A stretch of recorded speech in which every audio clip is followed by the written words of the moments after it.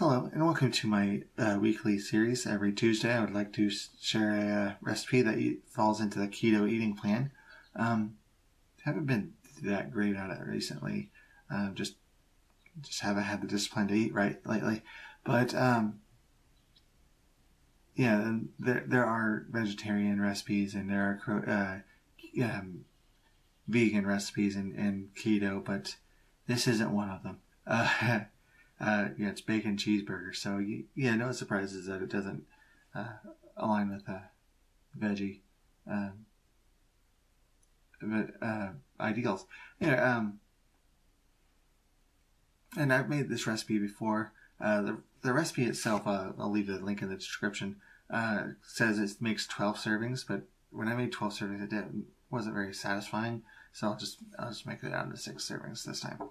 But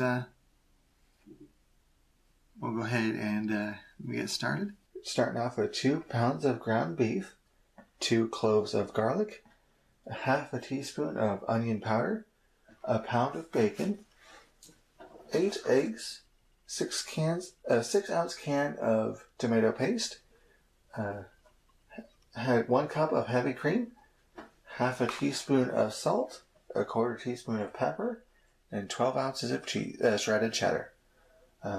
Using sharp cheddar, I don't know if that makes too much difference, but we'll go ahead and get started. Got the ground beef and onion powder and garlic browning here, and I cut up the bacon into pieces, and I've let those cook on a medium heat, and I'll let those cook for a while they brown out.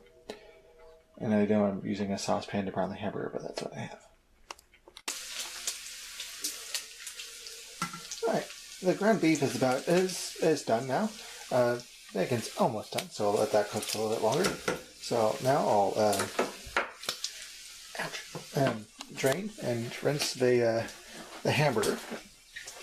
Now I'll pour it into the 9x13 baking dish and just kind of level it out.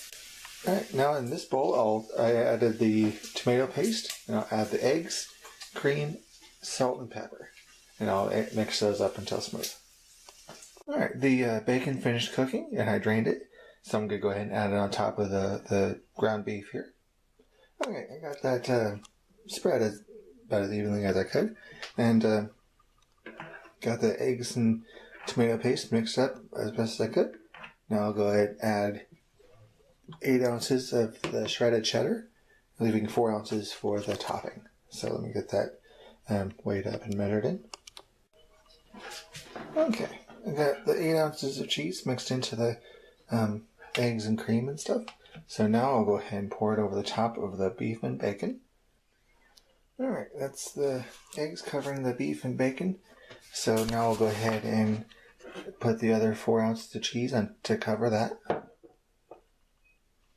And I preheated the oven to 350 degrees. And I'll let that bake for about half an hour. Okay, there's the final product. Gotta let it cool off a bit before serving it into the bowls and freezing it up. But the recipe says it makes 12 servings, but I think 6 servings might be a little more satisfying. But there it is. Turned out pretty well last time I made it, and kind of liking how it turned out this time. So anyway. Thanks for watching. Like, favorite, subscribe, and all that good stuff, and have a nice day.